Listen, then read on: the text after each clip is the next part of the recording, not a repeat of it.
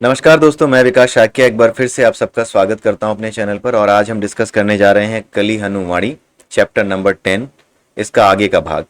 इसमें पहले ही कुछ चीज़ें हम पढ़ चुके हैं, जैसे विवेक काया के बारे में पढ़ चुके हैं, बुद्धि काया के बारे में पढ़ चुके हैं, और इस चैप्टर का जो टाइटल है वो है अदृश्यचार। तो इन वीडियोज़ को आप देखते रहिए और इनको शेयर कीजिए, क्योंकि इसमें ऐसी चीज़ें बताई गई हैं जो कि सामान्य तौर पर जो आध्यात्मिक हमारे पास पुस्तकें हैं, उन पुस्तकों में अगर आप समझने बैठेंगे तो बहुत ही ज़्यादा मेटाफरिक लैंग्वेज में होती हैं। लेकिन यहाँ पर इस बुक में हनुमान जी की जो वार्ता है, जिस वार्ता को यहाँ पर पुस्तक के रूप में सामने रखा गया है, ये वो पुस्तक है कली हनुमाणी, जो अब आपको मार्केट में नहीं मिलेगी।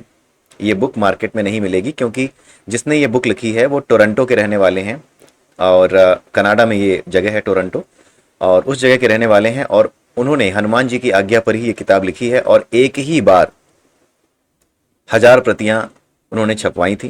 1000 या 10,000 कुछ, मुझे एग्जैक्टली याद नहीं आ रहा, 1000 थी या 10,000 थी, लेकिन उन्होंने इसकी 1000 या 10,000 प्रतियां छपवाई। और उसके बाद अब इसकी कोई प्रति छप करके आने वाली नहीं है, जब तक कि कोई और प्रेरणा या कोई और आदेश उन्हें प्राप्त नहीं होता। तो इसकी केवल इतनी ही प्रतियां हैं। अगर आप चाहें, ऑनलाइन देखना चाहें, पढ़ना चाहें, तो इस बुक की आपकी जो किंडल वर्जन है, वो किंडल वर्जन अवेलेबल है, और वो किंडल वर्जन में आप उसको पढ़ करके देख सकते हैं। काफ़ी अच्छा वहाँ पर भी आपको लगेगा। बट इस बुक को हाथ में लेना, अपने हाथ में लेना, अपने आप में एक सुखद आश्चर्य है। और इस बुक में जो बातें लिखी हैं वो वाकई में जो चीज़ें आपको समझ में बहुत मुश्किल से आती हैं दूसरी चीज़ों को पढ़ करके, चाहे वो उपनिषद की भाषा हो, चाहे वो किसी भी अन्य पुस्तक की भाषा हो जो कि आध्यात्मिक जो हमारा सनातन अध्यात्म है उससे जुड़ी हुई हो, वहाँ पर पढ़ने में और समझने में जो दिक्कत आती है वो दिक्कतें आपको यहाँ पर निश्चित रूप से नहीं आएंगी। और हमारे चैनल से अगर आप जुड़े हुए हैं तो यहाँ पर जितनी चीज़ें हमें समझ में आई हैं, अपना कर्तव्य समझ करके कि हाँ, समाज के लिए आज की जो युवा पीढ़ी है, आज का जो समाज है, उसके लिए ये चीज़ें आवश्यक हैं उन तक पहुँचना, इसलिए ये वीडियोज़ हम बना रहे हैं।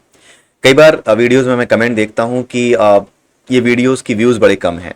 कुछ लोग कहते भी हैं कि 6, 7, 8, 10 व्यू ही आ रहे हैं कुछ वीडियोज़ पे। तो उसकी परवाह नहीं है। असल में बात यह है कि ये ऐसी चीज़ भी नहीं है कि बहुत तेज़ी से फैल जाए, और ये ऐसी चीज़ भी नहीं है कि हर किसी को उपलब्ध हो। जिसमें श्रद्धा है, जिसमें विश्वास है, ये उसी तक पहुँचेगी। मैं इसको शेयर भी कर दूंगा अगर आप इसे शेयर कर भी देंगे तो मैं यकीन मानिए कि अगर आपकी शेयर की हुई कई वीडियोज़ लोग देखते होंगे और ये वीडियोज़ अगर आप शेयर करेंगे, तो हो सकता है वो इस वीडियो को टच करके भी ना देखें, नहीं देखें, हो सकता है कि बिल्कुल ही ना देखें। जब तक कि उनमें अगाध श्रद्धा और विश्वास की भावना नहीं होगी, उनके अंदर से ये प्रेरणा आएगी ही नहीं। आप ये करके देख सकते हैं, ठीक है। ये कोई साधारण किताब नहीं है, ये सीधे सीधे साक्षात हनुमान जी की वार्तालाप है जो कि उन्होंने अपने प्रिय मातंग शिष्यों के साथ की है। और वहाँ पर जो आध्यात्मिक विज्ञान डिस्कस किया गया है वही इस बुक में लिखा गया है, और उसी के बारे में हम डिस्कस कर रहे हैं। तो पिछले वीडियो में हमने देखा कि किस तरीके से विवेक काया के बारे में काफ़ी डिटेल डिस्क्रिप्शन दिया हनुमान जी ने, और इस पूरे चैप्टर में मन की 4 कायाओं के बारे में बताया गया है। लेकिन मन की उन 4 कायाओं में से सबसे जो इम्पोर्टेंट काया है वो विवेक ही है। बाकी भी हैं इम्पोर्टेंट और टफ भी हैं, लेकिन विवेक को समझने में, विवेक इस सेंस में, विवेक काया जो है वो इस सेंस में इम्पोर्टेंट है क्योंकि उसको समझने में अच्छे से अच्छे लोग जो है गच्चा खा जाते हैं। विवेक और बुद्धि को लोग हमेशा एक समझ लेते हैं कि बुद्धि और विवेक दोनों एक चीज़ें होती हैं, लेकिन दोनों एक नहीं होती, दोनों में फ़र्क होता है। तो विवेक काया और बुद्धि काया, इन दोनों में जो फ़र्क है, इसको बताने के लिए विवेक काया को काफ़ी लंबा और डिटेल डिस्क्रिप्शन हनुमान जी ने इसमें दिया है। उसके आगे बाकी की जो 3 कायाएं हैं वो कॉम्प्लिकेटेड तो हैं, लेकिन उनके बारे में जानना, उनके बारे में समझना इतना मुश्किल नहीं है। आप इसको समझने की कोशिश कीजिए कि बुद्धि काया, जिसे हम सामान्य रूप से बहुत ज़्यादा जिसकी बात करते हैं, विवेक काया जिसके बारे में हम बहुत ज़्यादा बात करते हैं, ये 2 कायाएं जो हमारे लिए बहुत ही ज़्यादा कॉमन वर्ड्स होते हैं, बुद्धि विवेक, इनके बारे में जितना हमारी समझ थी वो सारी समझ यहाँ पर अगर आप देखेंगे आकर के बुद्धि और विवेक को लेकर के, तो सारी समझ ही आपकी पलट जाती है। लगता है कि कॉम्प्लिकेटेड था और हमने इसे कितना आसान समझा था। और आगे अगर आप देखें संस्कार काया जो बात होने वाली है, उसके अलावा बचेगी एक चित्त काया। ये 2 कायाएं जिसके बारे में हम कम से कम बात करते हैं। चित्त काया तो बहुत कम लोग जानते हैं, चित्त के बारे में बात ही बहुत कम लोग करते हैं। तो ये जो चित्त काया है और ये संस्कार काया है, जिनके बारे में हम कम से कम सुनते हैं, इनके बारे में समझना तो आसान है, इनके बारे में जानना भी आसान है। अभी हम जब डिस्कस करेंगे तो आप समझ जाएंगे। लेकिन इनकी जो मॉडस ऑपरेंडी है, ये हमारे शरीर पर जिस तरीके से प्रभाव डालते हैं, हमारे मन पर जिस तरीके से प्रभाव डालते हैं, वो मैकेनिज्म बड़ा ही कॉम्प्लिकेटेड है। और जब तक आप उसको सूक्ष्मता से, गहराई से नहीं समझेंगे, आप मन के जाल में फंसे रहेंगे। इसलिए इन चारों कायाओं के बारे में आप निश्चित रूप से सही से पढ़िए, सही से समझिए। और मैं यही कहूँगा कि इस प्लेलिस्ट में ये जो चैप्टर है, चैप्टर नंबर 10, अगर आपको नहीं समझ में आ रहा है एक बार में, तो आप इसे 2 बार पढ़िए, 3 बार पढ़िए, 4 बार पढ़िए, लेकिन इसे बार बार पढ़िए। क्योंकि बिना पढ़े जो है, ये बिना समझे इसको आप बाकी की चीज़ें नहीं समझ पाएंगे। ठीक है, तो इस वजह से मैं ये कह रहा हूँ कि इसको आपको बार बार पढ़ना होगा। और आज की इस वीडियो में हम शुरू करने जा रहे हैं संस्कार काया के बारे में। तो थोड़ा सा पीछे जो पिछला वो था, पैराग्राफ था, वहाँ से मैं शुरू करता हूँ। हनुमान जी शांत हो गए थे जब विवेक काया के बारे में उन्होंने बताया, तो वो शांत होकर बैठ जाते थे ताकि लोगों को सोचने का मौका मिले। जो लोग उनके सामने बैठे हैं, जो शिष्य उनके सामने बैठे हैं, उन्हें थोड़ा मनन करने का, चिंतन करने का अवसर मिले। तो यहाँ पे कहा गया है, उर्वा ने मौन भंग करते हुए कहा, यानी हनुमान जी चुप बैठे थे, पूरे शिष्य चुप बैठे थे, लेकिन उर्वा ने कुछ बोला, मौन भंग किया। उसने कहा, देव, मेरी सभी इच्छाएं तो बस उन्हीं 3 कायाओं द्वारा निर्मित लगती है जिन पर अभी तक हमने चर्चा की है। यानी एक तो भौतिक काया, दूसरी बुद्धि काया और तीसरी विवेक काया। चौथी कोई काया मुझे ऐसी लग नहीं रही जो कि ऐसी लगे कि जिसका असर हम पे पड़ता है। उर्वा ने कहा कि मुझे तो लगता है कि यही कायाएं सबसे ज्यादा असर डालती हैं। मैंने कहा ना आपसे कि हम बुद्धि, विवेक और अपना शरीर, इन तीनों के बारे में ज्यादा सोचते हैं, इन तीनों के बारे में ही ज्यादा बातचीत होती है। तो उर्वा को भी यही लग रहा है, लेकिन उसने पूछा कि आपने अभी 2 कायाएं और छोड़ रखी हैं, एक है चित्त काया, एक है संस्कार काया। तो ये जो चित्त और संस्कार काया है, ये क्या है? क्या इनका कोई इंपॉर्टेंस नहीं है, और है तो क्या है?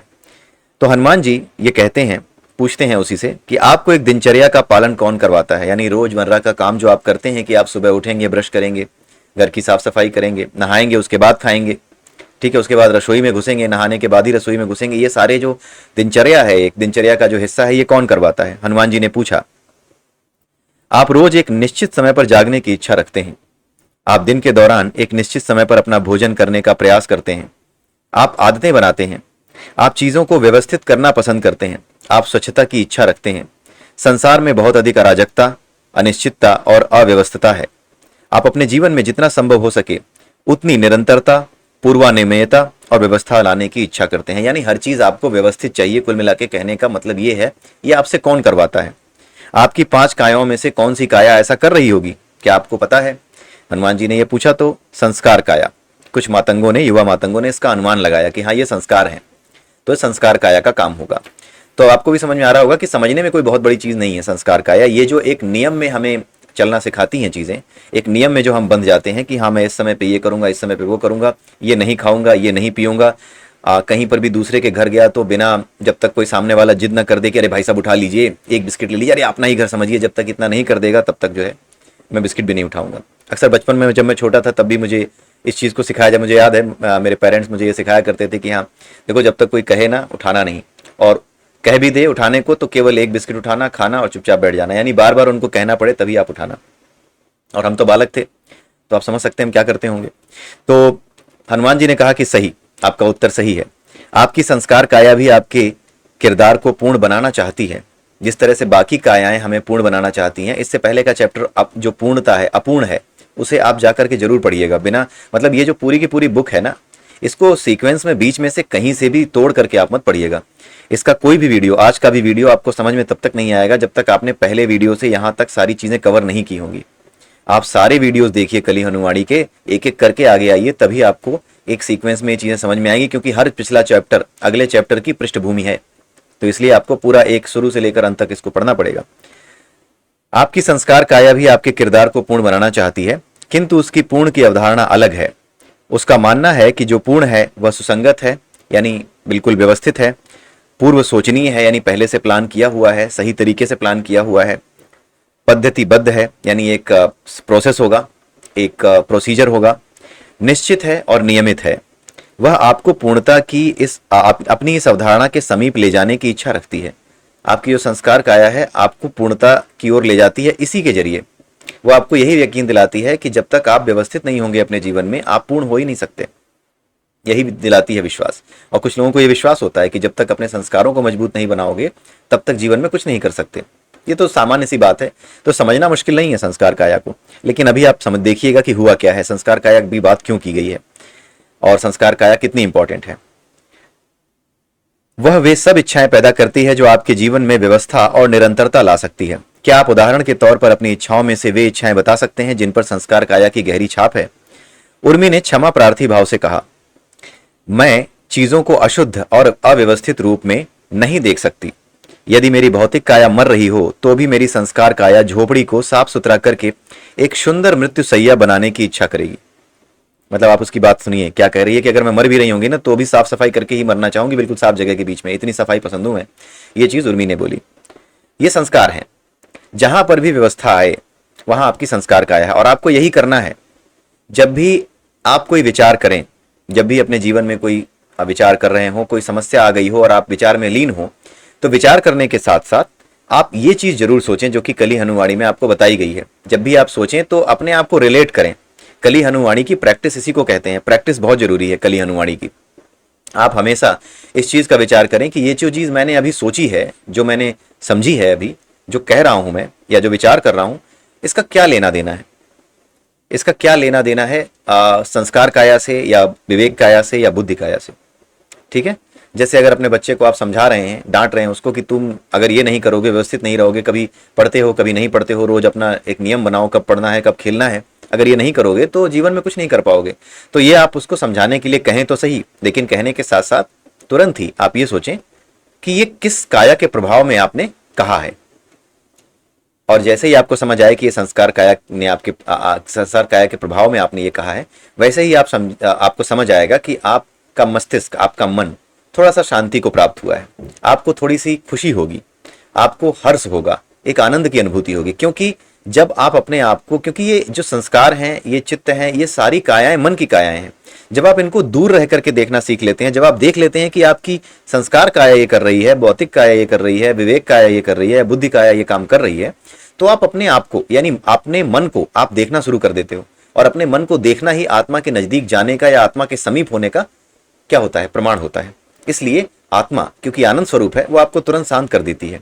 जब भी आपको क्रोध आए तो किस वजह से क्रोध आया? क्या विवेक काया की वजह से क्रोध आया? क्या सामने वाले पे क्रोध इसलिए आया कि वो विचारधारा, जिस विचारधारा के तहत आप ये समझते हैं कि संसार का भला हो सकता है, वो उस विचारधारा को नहीं मानता और इसलिए आपको क्रोध आया? अगर आप ये सोच पाते हैं, समझ पाते हैं एट द सेम टाइम, जब आपको क्रोध आए और आप ये समझ पाते हैं कि हाँ, ये मेरी विवेक काया ने मुझसे करवाया, तो आपको महसूस होगा कि वहीं पर आपका क्रोध दब जाएगा, उसका वहीं पर समापन हो जाएगा। आप मुस्कुराएंगे, आपको समझ आएगा कि हाँ, ये बुक कितनी आपकी हेल्प कर रही है, आपको अपने वास्तविक स्वरूप, यानी जो चेतन स्वरूप है, जो आत्मा है, उसे जानने में आपकी कितनी मदद कर रही है। ठीक है, ये किताब बहुत आवश्यक है। अगर कभी भी इसकी कोई भी प्रति आई तो सबसे पहले अपने चैनल पर मैं इसकी घोषणा जरूर करूंगा। ठीक है, कोशिश मेरी यही रहेगी सबसे पहले, यानी कि कोई और काम छोड़ करके सबसे पहले मैं आपको यही बताऊंगा कि हाँ, इसकी प्रतियां आ गई हैं और आप इसे जरूर मंगा लें। ठीक है, भगवान करे वो दिन आए, हनुमान जी की मर्जी हुई और जो उनके भक्त हैं जिनकी वजह से ये किताब हमारे सामने आई है, अगर ये सब हुआ तो निश्चित रूप से इसकी और प्रतियां हमारे सामने होंगी और आप उसे जरूर लीजिएगा। ठीक है, क्योंकि अगर आप ये वीडियो देख रहे हैं तो निश्चित रूप से आप इस बुक के लायक होंगे, तभी आप तक हनुमान जी की ये वाणी पहुंच रही है। ठीक है, तो आप उसे खरीदिएगा जरूर। उर्वा ने कहा, जब उर्मी ने यह बोला कि मैं तो मरना भी चाहूंगी संस्कारों के साथ, तो उर्वा ने कहा कि मैं इतना ज्यादा तो नहीं करता, लेकिन यदि मैं किसी दिन स्नान न कर पाऊं तो मेरे मन में एक स्वर उठने लगता है जो मुझे मलिन, यानी कि गंदा अनुभव करवाता है। यदि चाहे मेरी भौतिक काया को स्नान की आवश्यकता हो या ना हो, मुझे लगता है वह स्वर मेरी संस्कार काया का ही है। हनुमान जी ने कहा, सुचिता से परे भी कुछ उदाहरण सोचो। अराजकता, अनिश्चितता, यानी कि सफाई ही केवल संस्कार काया नहीं होती। हनुमान जी बता रहे हैं सफाई ही केवल संस्कार काया के अंदर नहीं आती, आप इसके अलावा भी सोचो। अराजकता, अनिश्चितता और क्रम भंग, यानी नियम तोड़ना, इससे मनुष्यों को डर लगता है। वे सत्य की खोज के लिए भी एक अनिश्चित और घुमावदार मार्ग के बजाय कुछ सरल नियमों, अनुष्ठानों और परंपराओं का पालन करना चाहते हैं। वे सदा नर्क और स्वर्ग, अच्छे और बुरे, पुण्य और पाप के सरल विचारों के साथ जीना चाहते हैं। वे सदा विचारधारा और मान्यता के एक छोटे से घोंसले की खोज में रहते हैं, जिसमें वे चैन से अपना जीवन बिता सकें। क्यों? संस्कार काया के कारण। आपके बारे में कुछ भी अपरिवर्तनशील नहीं है। आप हर पल बदल रहे हैं, आपके आसपास सब कुछ बदल रहा है, तो भी आप स्वयं की एक अपरिवर्तनशील छवि बना लेते हैं और उससे चिपके रहने का प्रयास करते हैं। अब यहां पर उन्होंने एक इंपॉर्टेंट बात बताई। महाभारत काल के एक महत्वपूर्ण किरदार पराक्रमी भीष्म संस्कार काया द्वारा की गई इच्छाओं को समझने के लिए एक बड़ा उदाहरण है।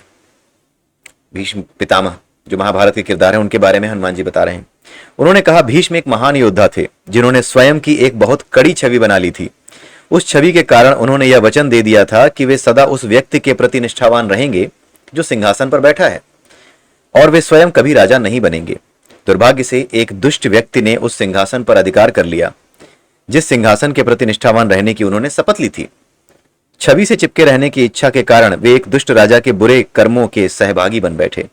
एक कठोर नैतिक संहिता का पालन करने की उनकी इच्छा ने उन्हें मानव इतिहास के सबसे अनैतिक कार्यों का भागीदार बना दिया।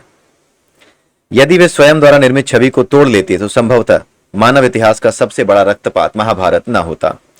आप सबकी एक छवि है जिससे आप चिपके रहने का प्रयास करते हैं। उस छवि के प्रायः दो चेहरे होते हैं। सामने वाला चेहरा दूसरों की ओर होता है और पीछे वाला चेहरा स्वयं की ओर होता है। ध्यान दीजिएगा, फिर से सुनिए जो मैं कह रहा हूं। इस किताब में जो लिखा है, आप सबकी एक छवि है जिससे आप चिपके रहना चाहते हैं। आपकी एक इमेज है जिससे आप चिपक करके रहना चाहते हैं। उस छवि के दो चेहरे होते हैं, यानी जो इमेज आपने बना रखी है समाज में, जो इमेज है आपकी, उसके दो चेहरे होते हैं। एक चेहरा वो होता है सामने वाला चेहरा जो दूसरों को दिखाने के लिए होता है, और दूसरा वाला चेहरा वो होता है जो पीछे होता है, वो स्वयं हमारी ओर होता है, जिसे हम देख पाते हैं। आप चाहते हैं कि अन्य जन आपके सामने वाले चेहरे को देखें, यानी जो चेहरा बाहर है उसे लोग देखें। पीछे वाला चेहरा आपका अपना निजी होता है जिसके बारे में आपको सब पता होता है, परंतु उसमें भी आप एक निरंतरता और अपरिवर्तनशीलता बनाए रखने का प्रयास करते हैं। आपकी बहुत सारी इच्छाएं अपनी छवि के इन दोनों चेहरों की रक्षा और सुधार के आसपास घूमती हैं। पीछे वाले चेहरे को क्षति पहुंच जाए तो कोई बात नहीं, परंतु आप अपने सामने वाले चेहरे को हर मूल्य पर बचाए रखने का प्रयास करते हैं। ये बात बहुत साधारण सी है, समझने वाली है, लेकिन कॉम्प्लिकेटेड चीजें हैं यहाँ पे जो आपके मन के भीतर गहराई तक उतर करके आपके अंदर की सच्चाई को बयान कर रही है। यहाँ पर यही बता रहे हैं हनुमान जी कि आपके दो चेहरे होते हैं, एक बाहर होता है, एक भीतर होता है। जो बाहर का चेहरा है उसे आप साफ रखना चाहते हैं, उस पर कोई दाग न लगे ये चाहते हैं, लेकिन जो भीतर की ओर जिसे आप देख पाते हैं, उस चेहरे पर, उस चेहरे की सच्चाई कितनी भी गंदी हो आपकी नजर में, कितनी भी मलिन हो, आपको उससे कोई फर्क नहीं पड़ता। बस आप ये चाहते हैं कि वो कभी बाहर न चली जाए समाज के। यानी भीतर वाला चेहरा जो आपकी ओर है, आपकी अपनी ओर है, जिसे आप देख पाते हैं, आप बिल्कुल नहीं चाहते कि वो बाहर समाज में लोगों तक पहुंचे। अब ये अनीता की कहानी पे वापस थोड़ी देर के लिए आते हैं। अनीता की कहानी आप समझ रहे होंगे शुरू से, इसीलिए मैंने कहा कि कली हनुमाणी आप शुरू से देखेंगे तभी समझ में आएगी। असहाय अनीता के उदाहरण को ही ले लीजिए।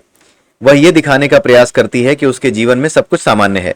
वह पड़ोसियों या मित्रों से भोजन की भीख नहीं मांगती। अभी जो अनीता की कहानी चल रही थी पिछले वीडियोस में भी आपने देखा होगा, जब अपूर्ण की बात हो रही थी तब भी इसके बारे में बताया गया था। तो अनीता एक ऐसा किरदार है जिसके जीवन में बहुत बुरे हालात चल रहे हैं, लेकिन वो समाज में रिश्तेदारों को, अपने पड़ोसियों को ये बिल्कुल नहीं दिखाना चाहती कि कुछ भी गड़बड़ चल रहा है।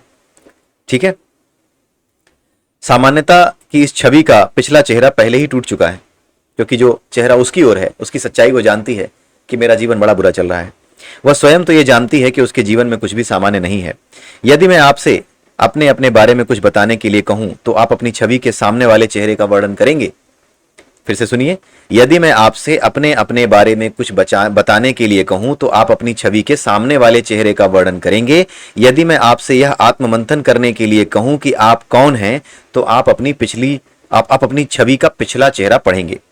ठीक है, आई होप कि आपको समझ में आ रहा होगा क्या कहा जा रहा है। भले ही आपके जीवन का हर दिन अलग रहा हो, आप अपने व्यवहार में नियमितता देखते हैं, एक सीक्वेंस, एक जो है रूल बुक देखते हैं अपनी लाइफ में। आप उस नियमितता को, यानी उस रूल बुक को बनाए रखने की इच्छा रखते हैं, क्योंकि आपकी संस्कार काया का मानना है कि ऐसा करने से आपका किरदार पूर्ण हो जाएगा। उसकी पूर्ण की अवधारणा ही दोषपूर्ण है। वह ये कभी जान नहीं सकती कि पूर्ण क्या है, परंतु आपकी आत्मा अर्थात आप जानते हैं। इसलिए आपको किरदार की संस्कार काया द्वारा उत्पन्न इच्छाएं अपने ऊपर नहीं लेनी चाहिए। एक जागृत आत्मा जब चाहे किरदार से अलग हो सकती है।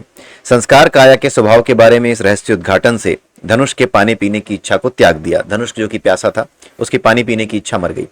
उसने कहा, देव, प्यास को दबाना मेरी संस्कार काया की इच्छा है। मेरी यह छवि रही है कि मैं शक्तिशाली इरादों वाला एक ऐसा व्यक्ति हूं जो अपने पीने और खाने की इच्छा को दबा सकता है। यहां पर इसने खुलेआम बताया।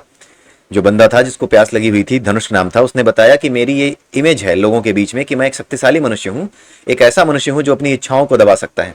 इसीलिए मेरी जो प्यास को दबाने की इच्छा है वो मेरी संस्कार काया की इच्छा है। अब मैं देख पा रहा हूं।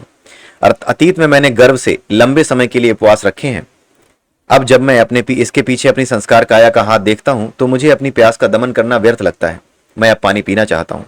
धनुष का परम मित्र उर्वा बोला, परंतु धनुष, पानी पीकर आप अपनी भौतिक काया की इच्छा की अनुकृति कर रहे हैं। चाहे आप पानी पियो या प्यास को दबाओ, आत्मा की स्वतंत्रता के संदर्भ में दोनों परिदृश्य एक जैसे हैं। दोनों परिदृश्यों में आपकी आत्मा आपकी कायाओं की इच्छा को अपने ऊपर लाद रही है। यानी अगर जो धनुष है वो पानी पीता है तो वो अपनी जो आपकी कौन सी काया है, भौतिक काया है, उसकी इच्छा पूरी कर रहा है। तो आत्मा के साथ अभी भी कोई लेना देना नहीं है। यही उर्वा उसको बता रहा है कि तुम अगर पानी पी भी लेते हो तो एक तरीके से तुम अपनी भौतिक काया की इच्छा की अनुकृति कर रहे हो। संस्कार काया को भले ही समझ गए, लेकिन भौतिक काया काम कर रही है तुम्हारी, और यही होता है। धनुष, अब हनुमान जी ने बोला, धनुष अपनी भौतिक काया की इच्छा के अनुसार अभी तो पानी को पी लो। हनुमान जी ने सुझाव दिया।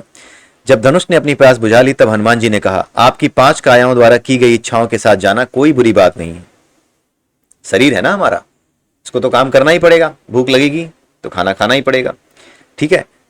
तो हनुमान जी ने आगे कहा, आपकी 5 कायाओं के द्वारा की गई इच्छाओं के साथ जाना कोई बुरी बात नहीं है।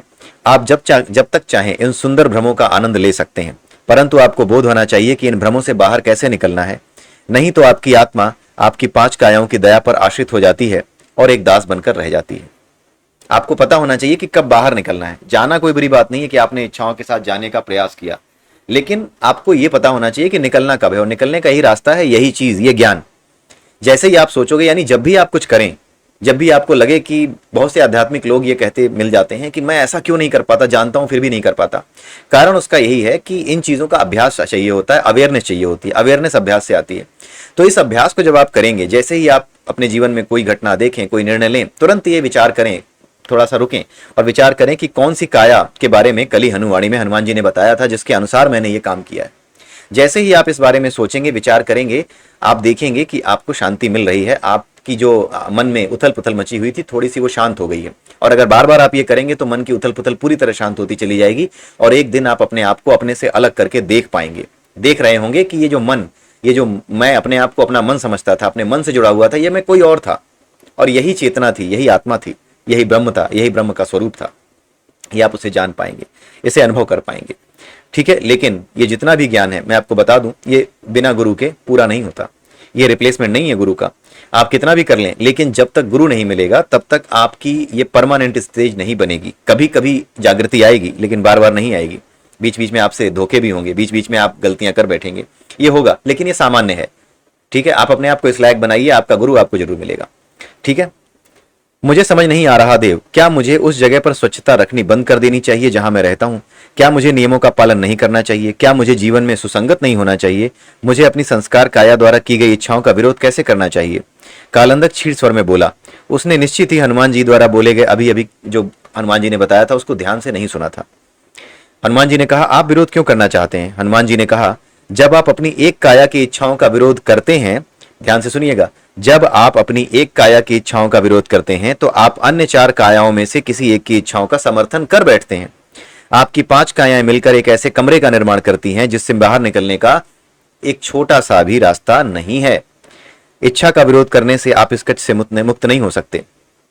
पूरे तन मन से ही अलग होना है, किसी एक काया से नहीं। पूरे तन मन को अपने से अलग देखना और जानना है, जो अभी हम डिस्कस कर रहे थे। आपकी संस्कार काया को स्वच्छता की इच्छा करने दो, आपके किरदार को स्वच्छता पर कार्य करने दो। शरीर है, उसे करने दो, लेकिन दूर से देखो। आप ध्यान रखो कि ये मेरी संस्कार काया कर रही है, आप अवेयर रहो कि ये मेरी संस्कार काया मुझसे करवा रही है, लेकिन करो, करते रहो, क्योंकि ये जीवन है। कर्म नहीं करोगे तो कहां जाओगे, ठीक है। तो ये करने दो, परंतु आप एक आत्मा हो, आपको उस इच्छा की अनुकृति करने की आवश्यकता नहीं है। जैसे ही आप ये देखोगे कि हाँ ये मेरी संस्कार काया करा रही है, तो आप समझ जाओगे कि अगर ये आपकी संस्कार काया करा रही है तो आप धीरे धीरे समझ लो कि आप कुछ और हो, आप एक अलग चीज हो, ठीक है। यही प्रैक्टिस आपको करनी है। तो ये जो चैप्टर है ये बहुत जरूरी है। इसे अगर आप चाहें तो 3-4 बार भी अगर आप सुनना चाहें इसके हर एक भाग को, तो जरूर सुने। ये बहुत इंपॉर्टेंट चैप्टर है। कालंदक को उत्तर मिलने के पश्चात उर्वा ने वार्ता को आगे बढ़ाने के लिए प्रश्न पूछा, 5वीं काया क्या इच्छा करती है देव? हनुमान जी ने कहा, चित्त काया की इच्छाएं। अब 5वीं काया की बात आ रही है, चित्त काया की। हनुमान जी ने कहा, चित्त काया की इच्छाएं आपकी संस्कार काया की इच्छाओं के विपरीत हैं। अब ये कैसे विपरीत हैं, ये क्या कराती है चित्त काया? ये सबसे ज्यादा उपद्रवी काया है, और जब आप इसके बारे में सुनेंगे, समझेंगे, पढ़ेंगे, अगले वीडियो में समझेंगे जब, तो आपको आश्चर्य होगा कि ये कितने बड़े बड़े विनाशकारी काम करवा सकती है, चित्तकाया जिसको कहते हैं। तो अगले वीडियो में हम फिर मिलेंगे। तब तक के लिए आप इस वीडियो को दोबारा देखिए, दोबारा समझिए और बने रहिए हमारे चैनल पर हमारे साथ। हमारे चैनल पर और भी दूसरी प्लेलिस्ट्स हैं जिसमें उपनिषदों के बारे में डिस्कस किया गया है, जिसमें हमने डिस्कस किया है भगवद गीता के बारे में।